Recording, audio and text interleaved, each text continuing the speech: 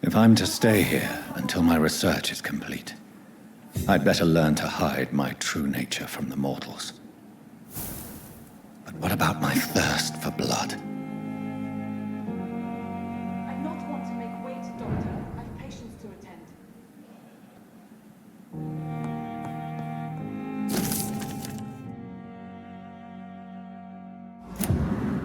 Dr. Suonsi asked me to collect you, Dr. Reed. Hurry up!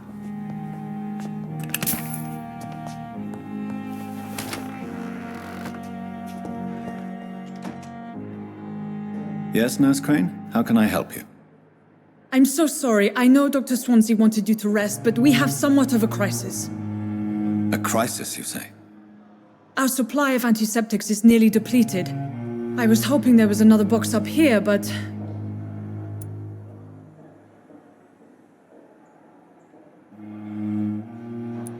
Sorry, there's nothing here. Some of the patients won't last the night without them. Honestly, sir, I'm beside myself. I may have a solution. In France, during the war, drugs shortage was a daily problem, and we had to use our wits to overcome the shortages. However do you mean? If combined correctly, certain household chemical products can be used in a pinch instead. Now, where's the hospital storeroom? The storeroom? Fat chance. This is the Pembroke, and space is luxury we don't have. Everything used to be stored in the old morgue. Perhaps I should look there first. Where is this morgue? It's the large building behind the hospital. You'll need to go in the back door because it's been sealed off for sanitary reasons. Take this key. It opens a small back entrance at the end of a narrow street. The abandoned morgue behind the hospital. A small door at the end of a narrow street. On my way then. Thank you, nurse.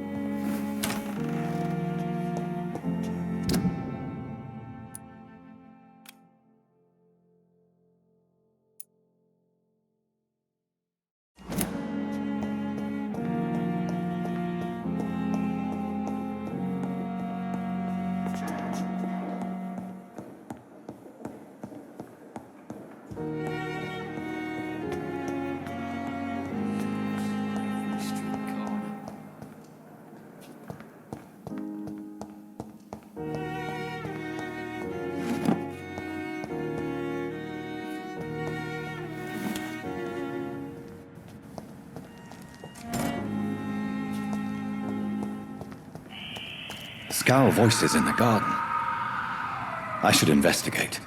If they were to find somebody.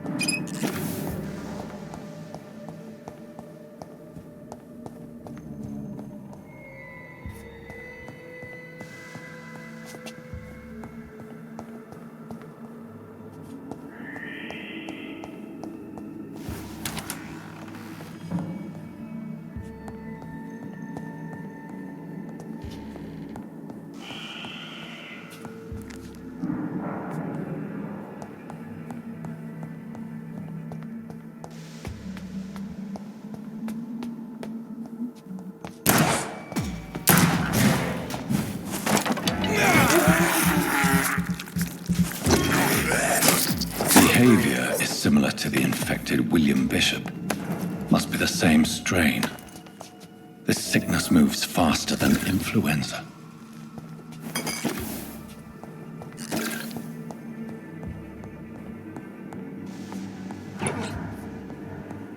This key will surely grant me access to the basement.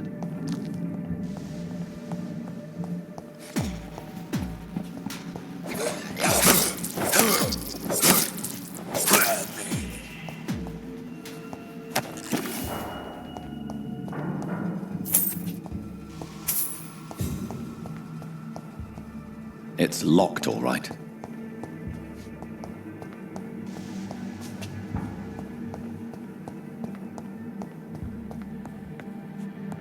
Balls of Mars, fortifiers.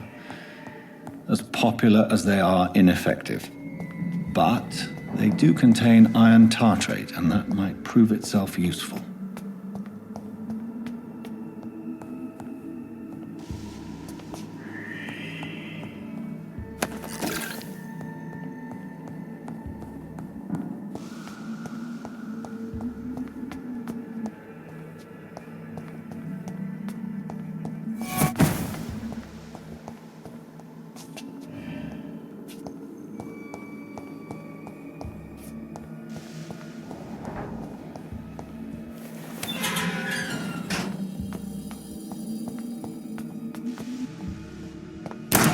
These skulls feed from corpses and the husks of animals. They're not after blood.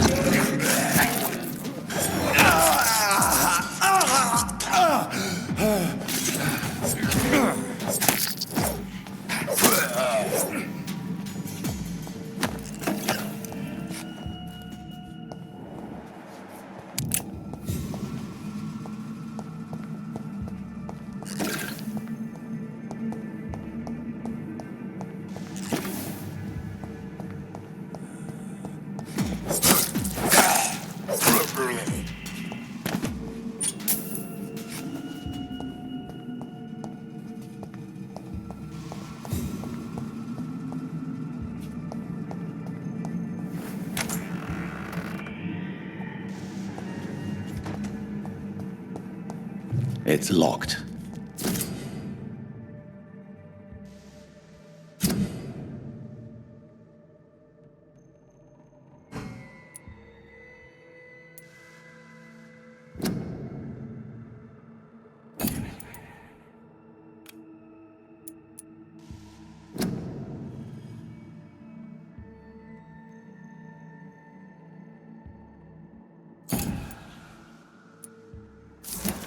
Mr. Connor's injuries don't match the report.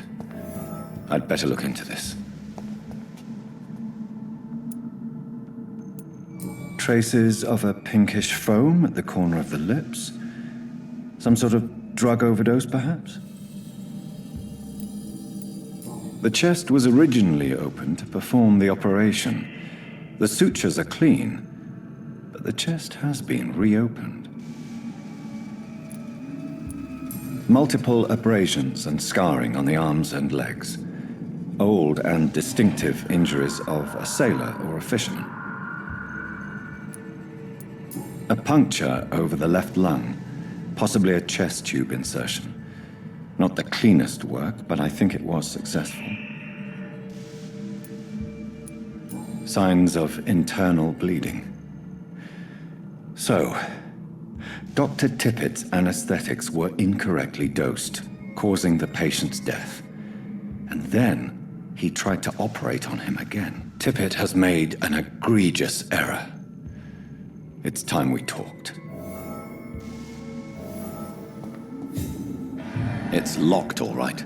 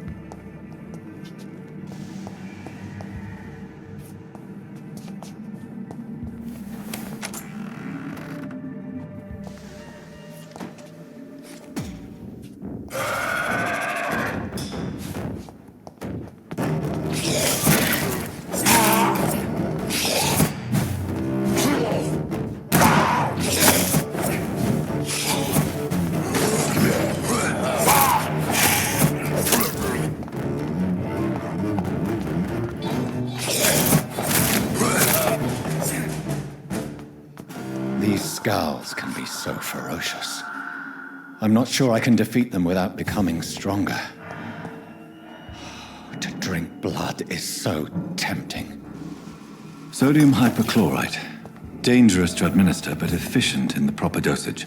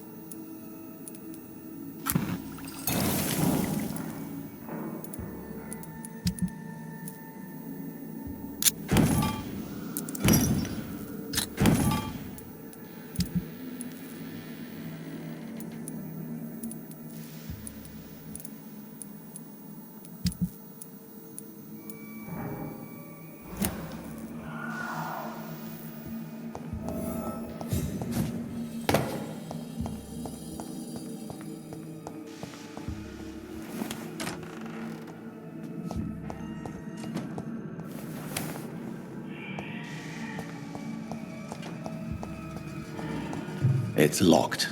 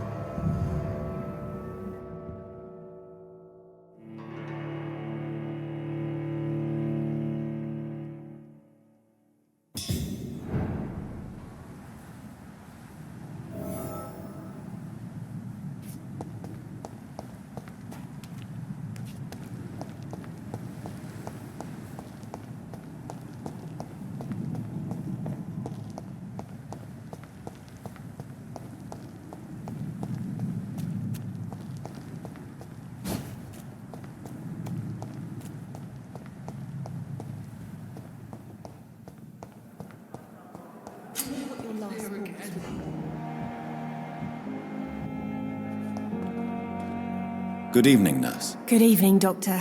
I don't think we've been introduced yet. My name is Pippa Hawkins. And I'm Dr. Jonathan Reed. Dr. Suonsi has recently offered me a position in this hospital. Well, it's a euphemism that your help will be appreciated, Doctor. How would you describe the situation at the Pembroke Hospital? It's serious. The flu is wreaking havoc amongst the staff and patients. We are running out of everything.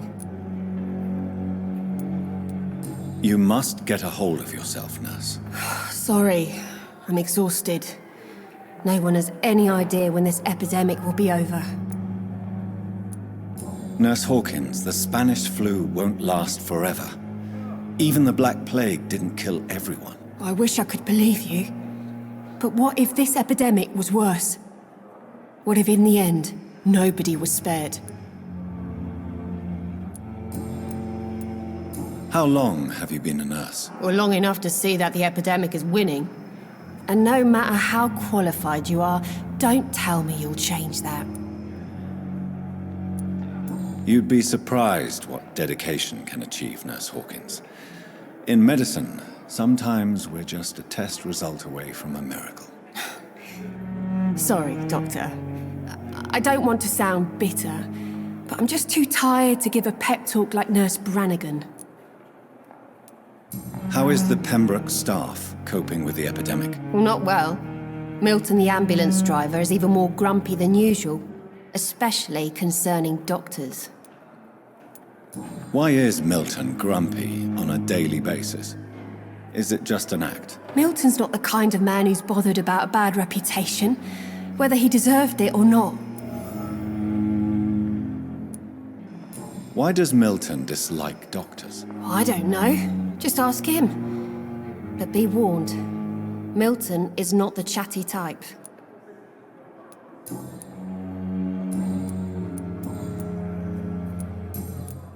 Goodbye, Nurse Hawkins.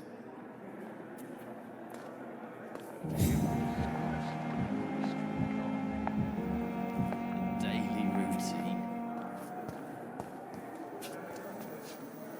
Good evening, miss. I'm Dr. Reed, the new surgeon at the Pembroke Hospital. And who are you? Your name has no meaning to me, mortal. You're nothing but dust blown by the winds of eternity. I beg your pardon? What are you begging for, mortal? My clemency? Well, tonight maybe I'm inclined to mercy. You'll never forget the night you met Thelma Howcroft. You keep calling me mortal. Why is that? And if I'm mortal, what are you? Well, Dr. Reed, if you must know, I'm a vampire.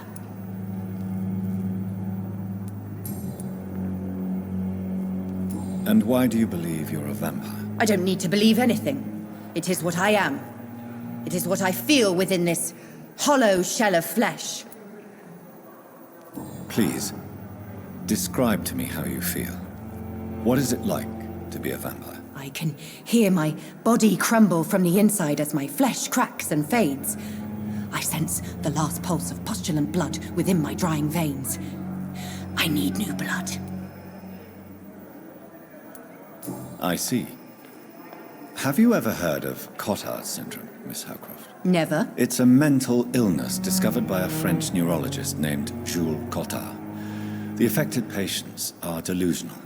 They believe that they are putrefying, that they are dead, a ghost or a ghoul, or in your case, a vampire. Delusional, you say? Oh, sad and petty mortal. You can't even begin to understand the concept of immortality.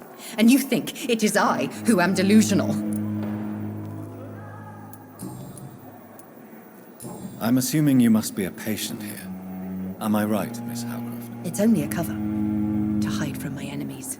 I can leave whenever I want. As a woman, a spirit, fog, or bat. Who are these enemies you mentioned? Can you describe them? I cannot say for sure. But I sense their eyes on me from nearby. I feel them watching me every time I visit the garden near the morgue.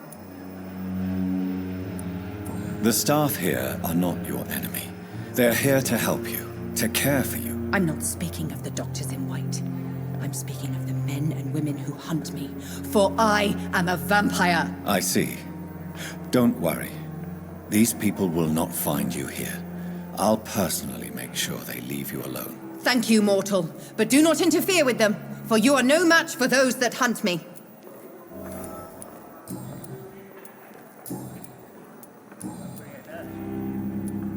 Who are you really, Miss Howcroft? I mean, apart from being a vampire. Is that not enough for you, puny mortal? What do you require? Proof of my powers? I'm curious to know who you were before becoming a vampire. No, it's such a long time ago, I don't remember. Centuries of unholy life can have strange effects on one's minds, you see?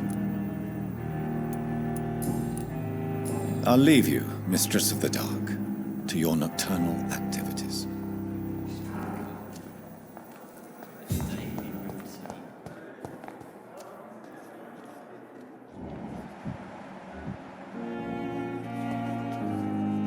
Good evening, sir. I'm Dr. Reed. I believe we're going to be colleagues. Reed, yes, I've been informed about your arrival. I'm Waverly Ackroyd. Welcome aboard, I suppose. Does my arrival inconvenience you in some way, Dr. Ackroyd? Let us just say that I don't particularly share Dr. Suonsi's enthusiasm for hiring you. What we need here are reliable professionals, not overrated dabblers. If you have a problem with me, Dr. Ackroyd, please feel free to tell me. Dr. Suonsi has imposed your presence on this hospital without asking anyone's advice. The benefit of his position.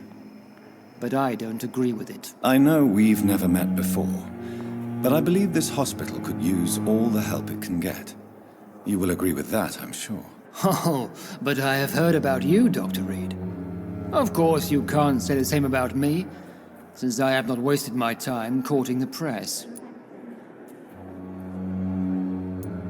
There is no need for such animosity between us. Don't you think the epidemic is already enough to deal with? That is one point we could agree on. And that is precisely why I want to be sure that you will be of help to this hospital, instead of a burden. Since your tenure in this hospital is longer than mine, perhaps you can tell me more about this place. Let's just say I'm tired of the carelessness around me. I have always respected the skills of Dr. Suonsi, but over time his enthusiasm has become displaced. Carelessness? Exactly what are you talking about? We're here to save lives. The people who trust us are not volunteering for experimentation. They're here to be healed. I don't intend to run any radical experiments, Doctor. Even if I, as any good practitioner should, express an interest in pushing the boundaries of medical research. Modern medical methods were created through audacity and ego. But there are rules in our line of work, and they're here to protect our patients.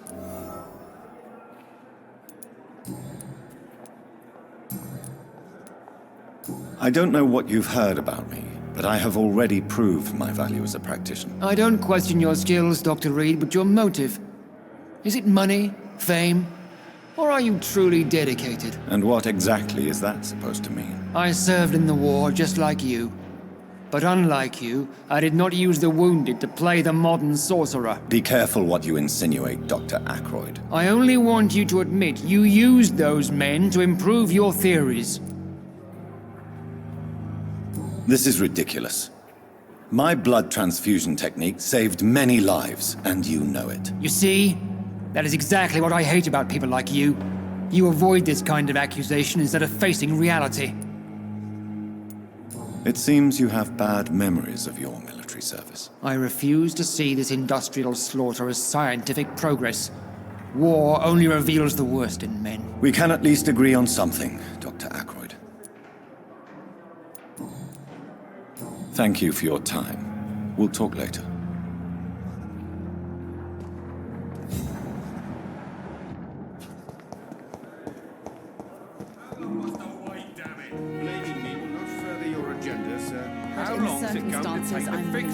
Finally, you've returned, Doctor. Did you find anything of value? Yes, nurse. You've worked your first miracle, Doctor. Now, this patient here needs immediate treatment. Duty calls? When the storm has passed, I'll show you how to mix the remedy yourself with the same basic ingredients. Many thanks, Doctor. When you've finished, you ought to report to Dr. Suonsi in his office. He's been looking for you. Seemed pressing.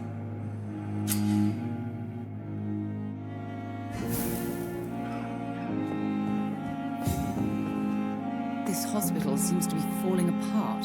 Good evening. But in the I'm Dr. Reed. circumstances, I'm willing to give Can I help at all? No, Really? Why are you here, then? I don't want to talk. My throat hurts too much. I suppose that this pain is the reason you're here. Is someone taking care of you? Yes. And no. Could you at least tell me your name, sir? Mortimer. Mortimer Goswick. Do you need any help? I'm afraid I may, sir. I don't mean to be a burden. You are not a burden, sir. Healing you is my responsibility. And you have my gratitude for that. How painful is your throat, Mr. Goswick? So painful I'd rather not talk at all, Doctor. I'll let you get some rest, then. I'm all right. Don't waste your time with me. Good evening, madam. Can I help you? It's my son who needs you, sir. I'm Dr. Jonathan Reed. How can I help your son? I'm Beatrice Goswick, mother of Mortimer Goswick. Could you check on him, please, Dr. Reed? I've heard much of your talents as a physician.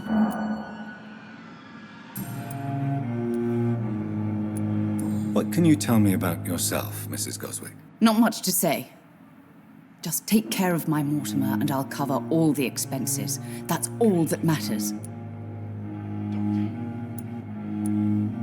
May I ask if you have an occupation, Mrs. Goswick? I'm a teacher by profession. I teach young women who are more ambitious about their futures than their families.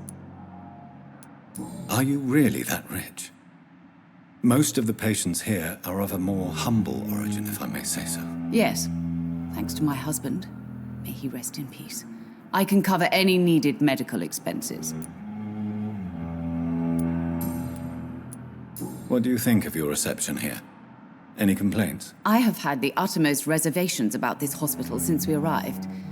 But we had no other choice, considering the state of emergency. Is there something in particular that's bothering you? Some of the staff were not especially welcoming. I suspect they're not accustomed to dealing with patients of such social standing. Tell me more about your arrival at the Pembroke Hospital. What gave you such a bad first impression? The ambulance driver was quite rude, for a start. And that nurse, Miss Hawkins, seems to have quite a dubious attitude. What do you mean? She managed to secure a bed for my son despite the epidemic. It was a relief, but it wasn't cheap.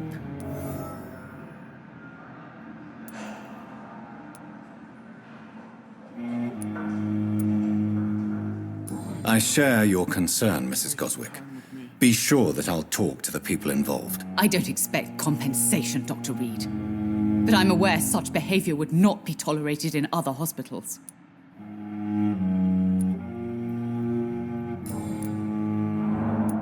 Tell me more about your arrival at the Pembroke Hospital. The ambulance... What do you mean? She charged you for a bed? Yes. And I paid without question, considering the urgency of the situation.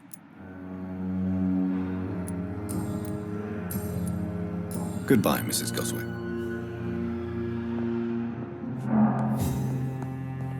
You always knew the words to calm the children, Ella. As for me, what a blundering idiot.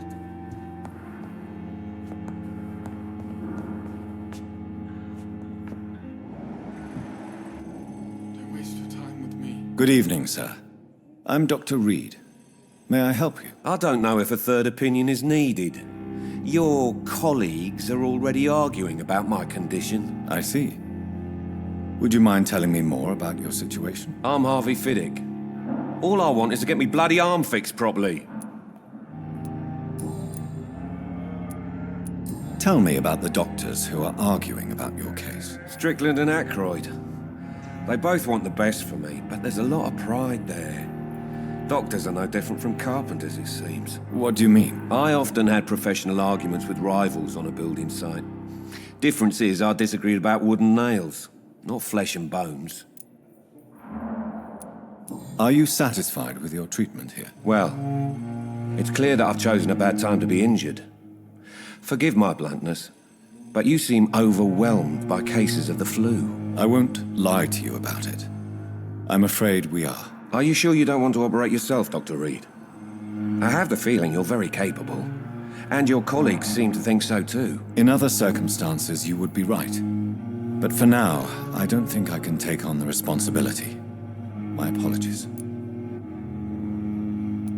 Tell me about yourself, Mr. Fiddick. I'm just a regular guy waiting to get his arm fixed, so I can return to work and to my family. I was more curious about what you were doing before being hospitalized. I'm a carpenter, and a good one too. But that means I need both arms to feed my family, Dr. Reed.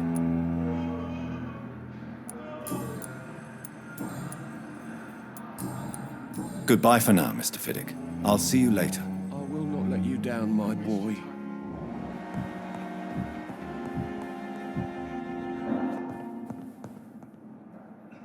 Good evening, Doctor. I believe we're going to be working together. Dr. Reed. Dr. Suonsi informed us of your arrival, but I could not dare to believe we'd have such good fortune. Such an honor, sir. Thank you. And you are? I am Thoreau Strickland, Dr. Thoreau Strickland. I'm a great admirer of your work, Dr. Reed.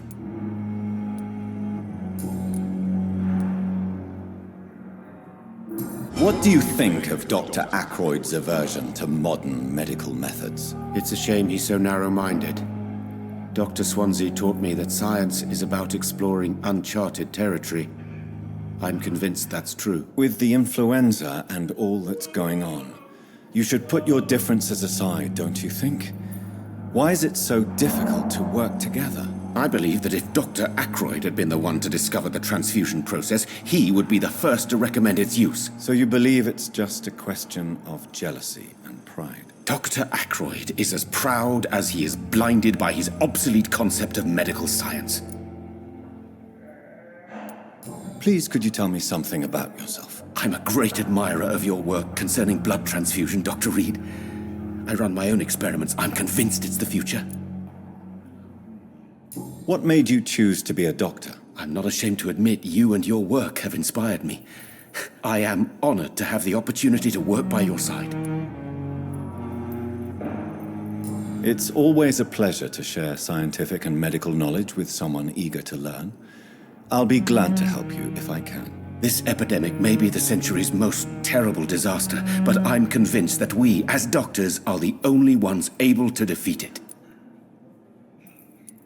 I based my technique on my mentor's research. He helped me perfect my method.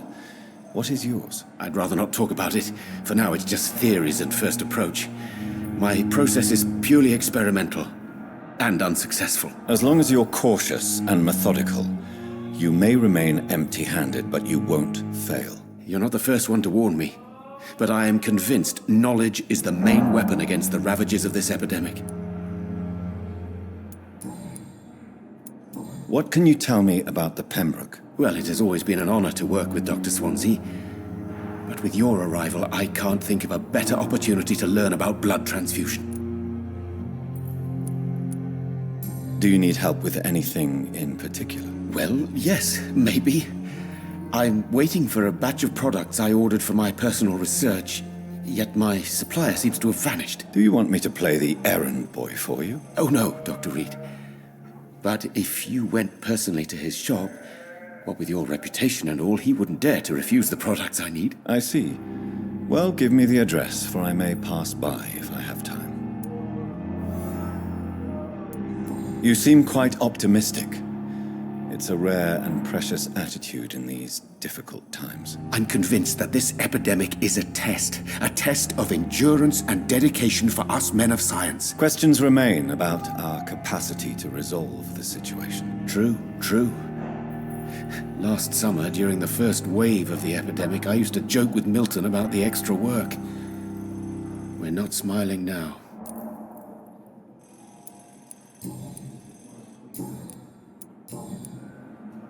Tell me more about your willingness to experiment with new medical techniques. Harvey Fiddick is a patient suffering from a severe injury that could cripple him if not treated correctly.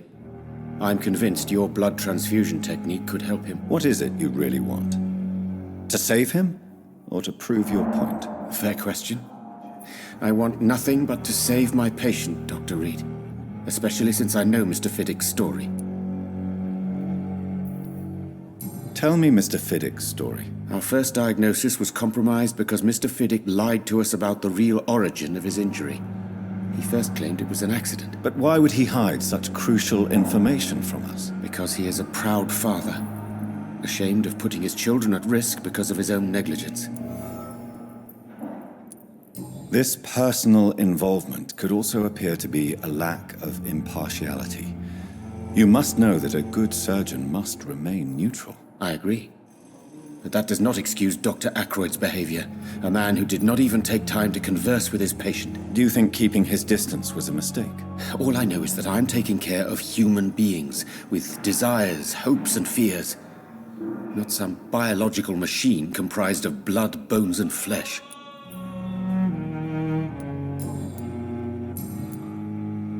Goodbye, Dr. Strickland.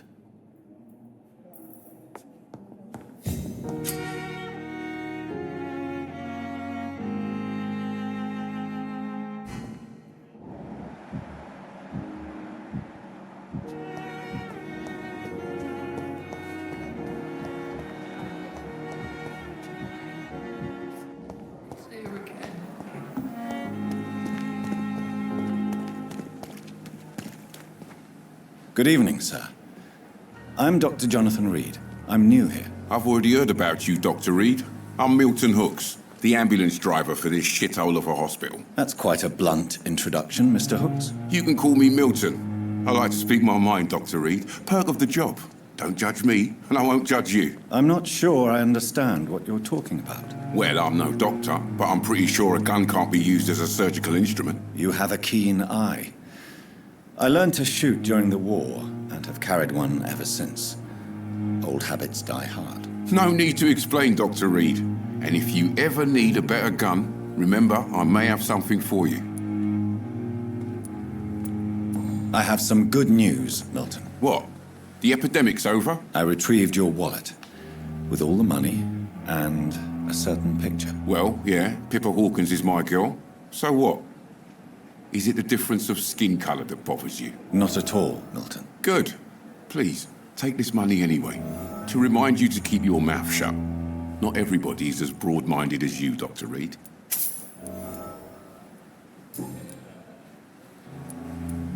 How is the situation around here? You want to hear the situation is all right? It's fucking awful. We lack everything, and it's getting worse every day. So what do you do exactly in this hospital?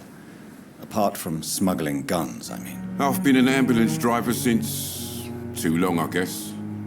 I'll bring sick people here night and day. It's a dirty job, but I get it done. Most of the time. It sounds like things have been a bit rough recently. What's happened? Yesterday I got attacked by the patient I was bringing here.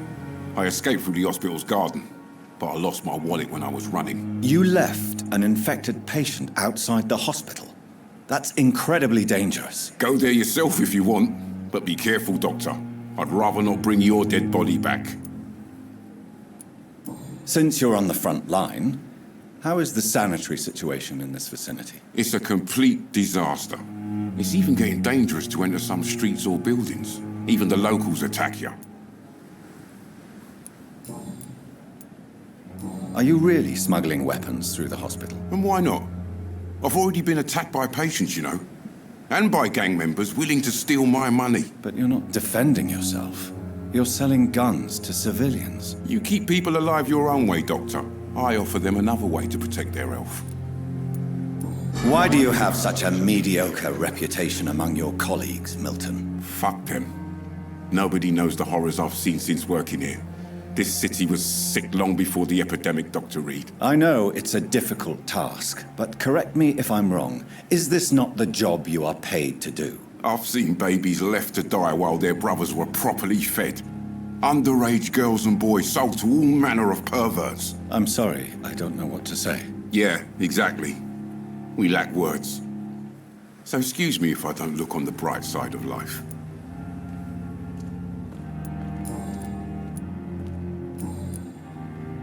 What's going on between you and Nurse Hawkins? Pippa's tired. Tired of all this shit. Tired of all those corpses piling up. She's as depressed as I am. During the war, I witnessed a few couples, just like you, come together in difficult circumstances. It can be very damaging. Maybe you're right. But we support each other. And that's all that matters. You do realize you could both get fired. Hospital staff are not meant to have intimate relationships with one another. Come on, Dr. Reed. Do you know how many rules are broken in this hospital every day just to keep it running? There's nothing wrong with what we're doing.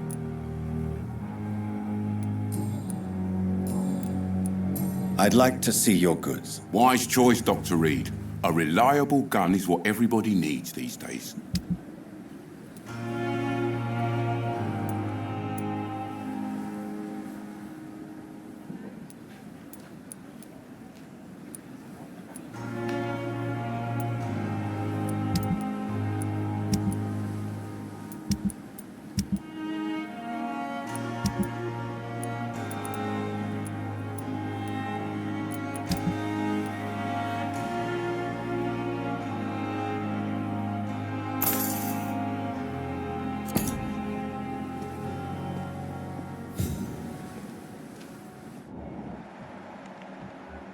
Perhaps I should have considered the offer from that Cadigan fellow.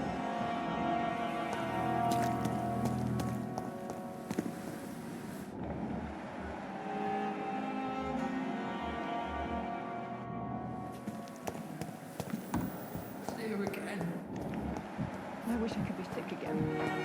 My blood boil with the fever.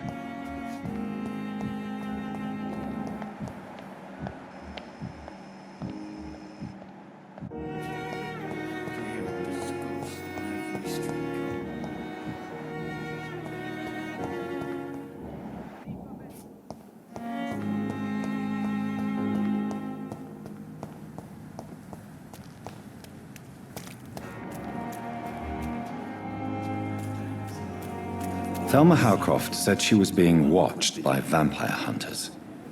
Where are they hiding? I should investigate. Good evening. I'm Dr. Reed. Always a pleasure to meet a colleague, sir. Especially when he was supposedly dead. A colleague? Are you a doctor too? Not anymore, sir. I used to be Dr. Rakesh Chadana. Now, I'm just Mr. Chadana, pawnbroker and humble guardian of this morgue. What do you mean, you used to be a doctor? Was your license revoked? No, sir. It is just that I like to be precise. I run a little pawn shop while taking care of the dead. But I used to be a real doctor.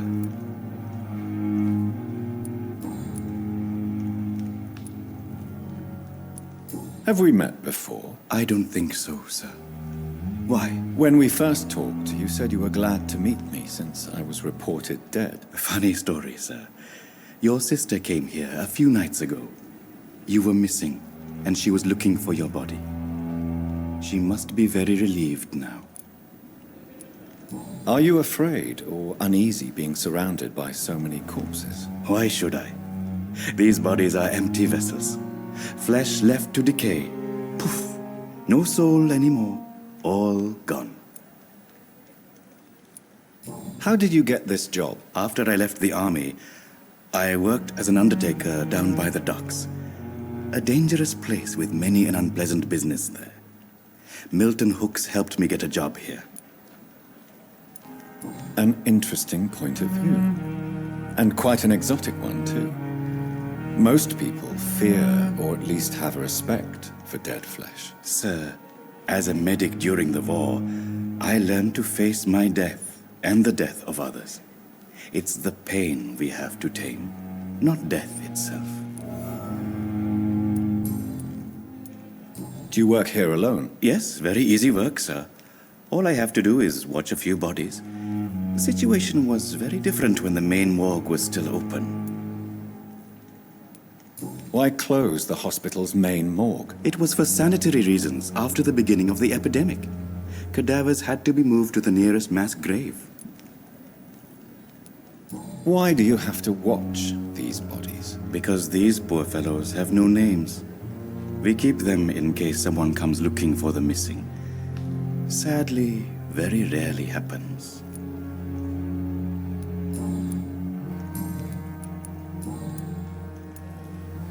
A pawnbroker? I expect you get all types of people here. Yes, sir. All kind of people. For I sell all kind of goods. What kind of goods? With the quarantine, it's not always easy to buy things. So I trade, I exchange. Some people sell, some others buy. I like to help. Who comes here to trade with you? It's very unhygienic, even unsafe. Diseases can spread. For the customers, for the hospital. I'm very cautious, sir. I've been a doctor, remember? And all my clients are good people. In fact, I think I only know good people.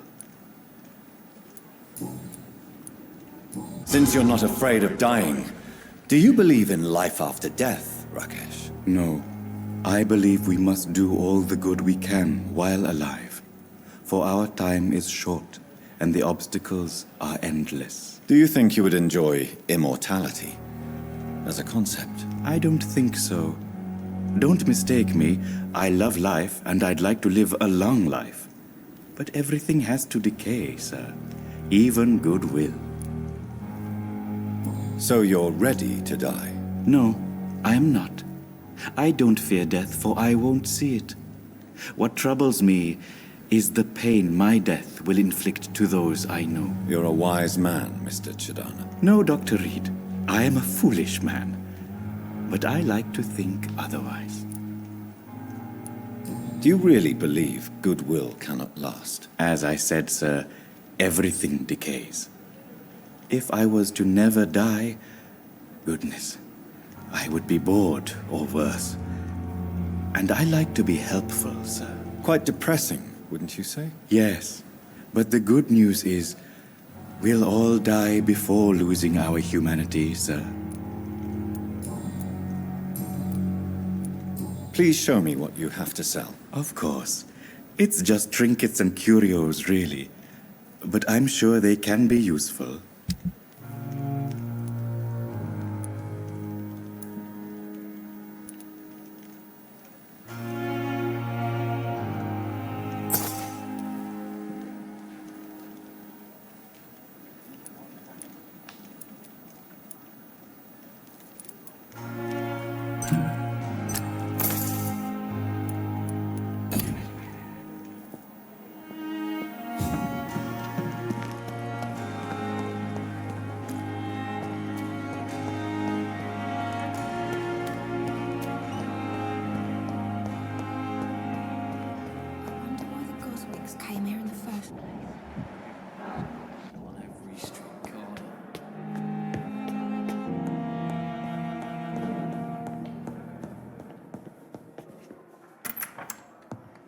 Please, Jonathan, come in.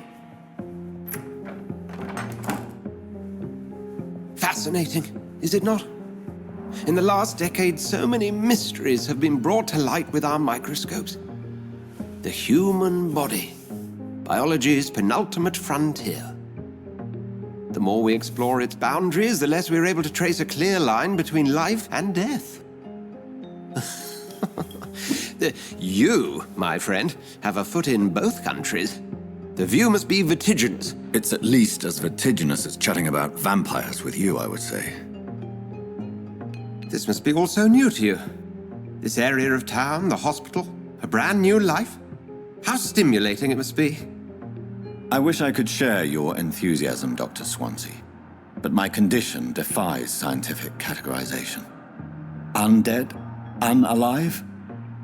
Immortality defies logic. I cannot express my thrill at this serendipitous turn of events. The world's most eminent specialist in blood transfusions, a vampire. One might say a gift from heaven.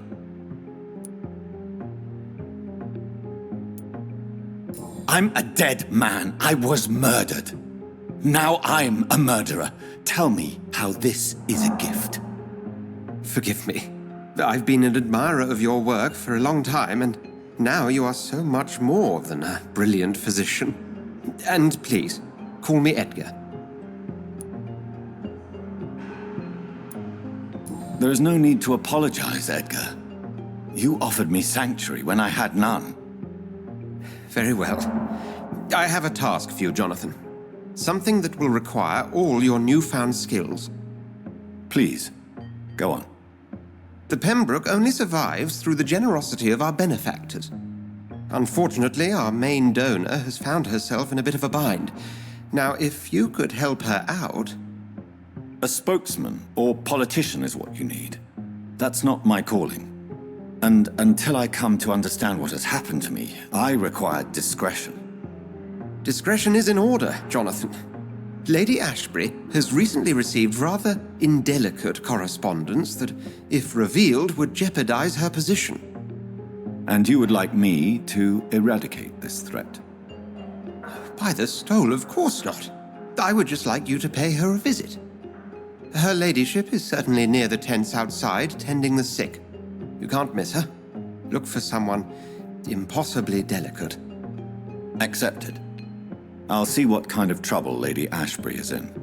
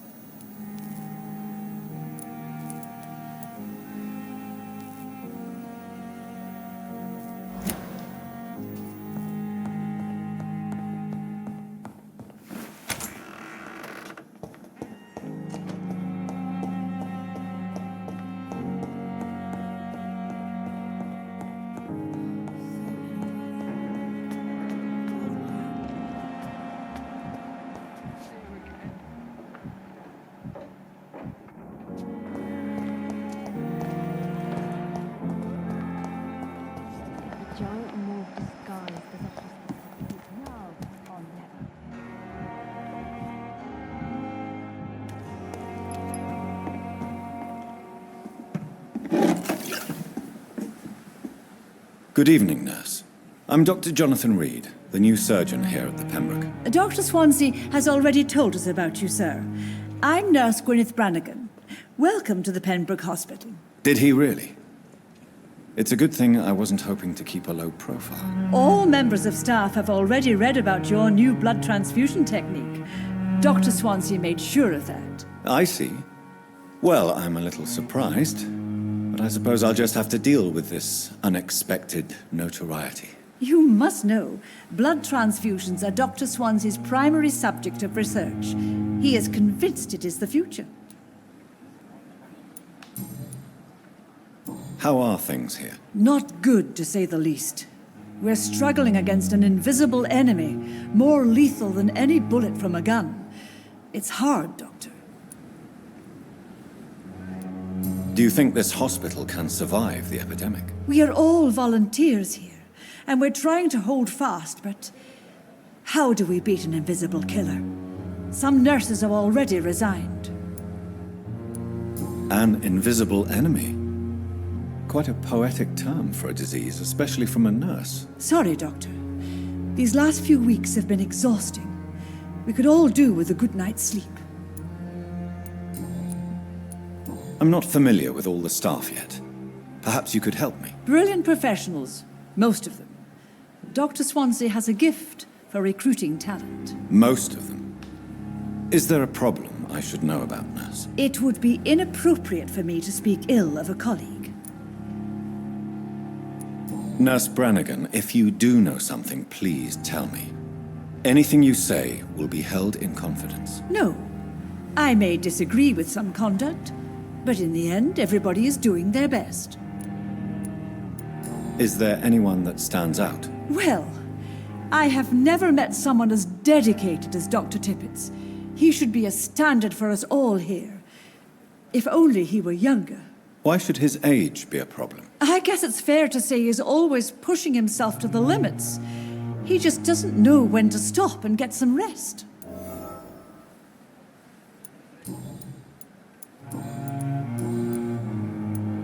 Tell me what Dr. Tippett's did.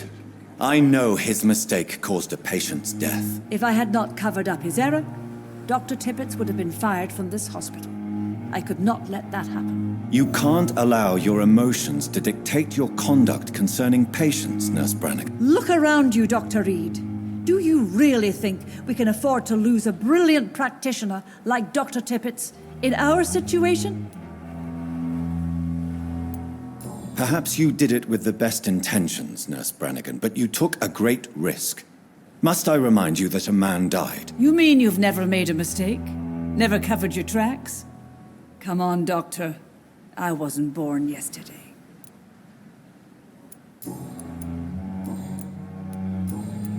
Goodbye, nurse. Call me if you need assistance.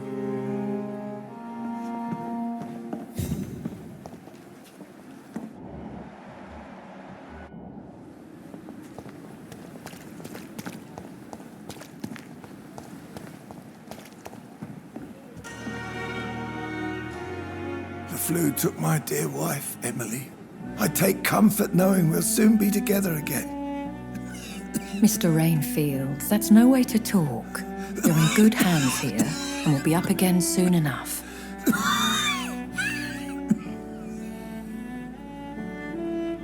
Now do me a kindness and get some sleep. I'll be back round later. Your words are kind, the blessings of an angel. You're the sweet, sweet Lady of Mercy.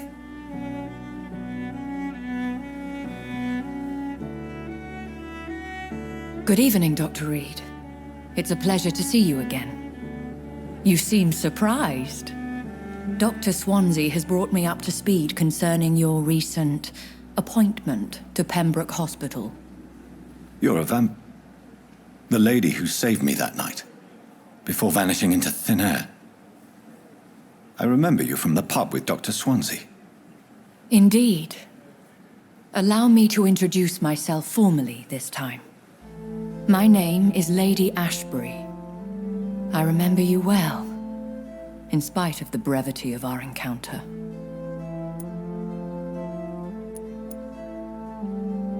Apologies. You've taken me by surprise. I'm very happy to see you. The pleasure is mine, Doctor. I hope you're more disposed to answer my questions now.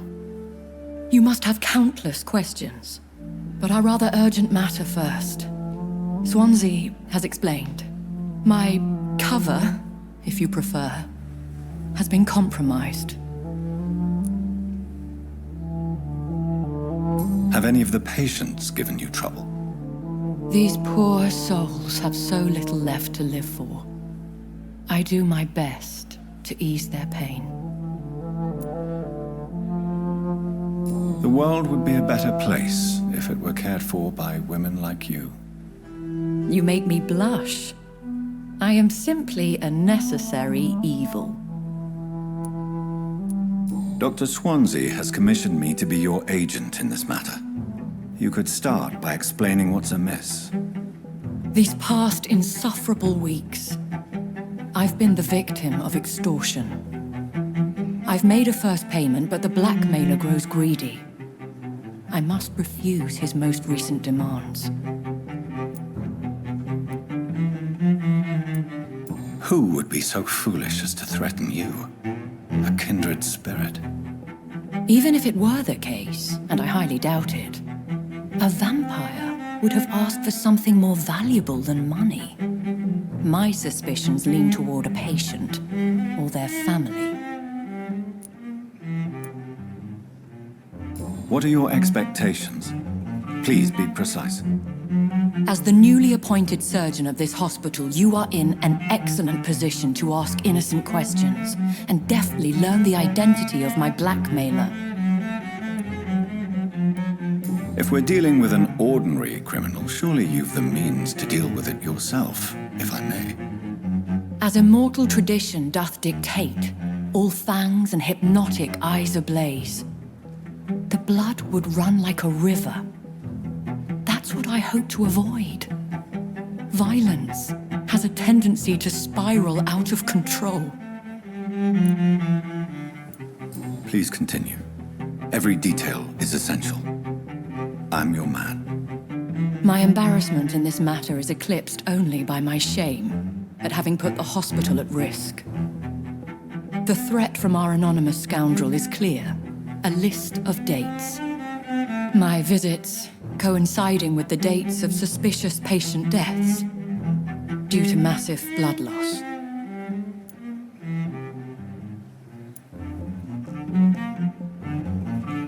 I'll take care of it. Do you know where I should start? If that was the case, I'd settle the matter myself. You could talk to our local gossip, Harriet Jones. Not a pin drops here without her hearing about it. I'll meet that woman now. My life, as others know, is in your hands, Dr. Reed.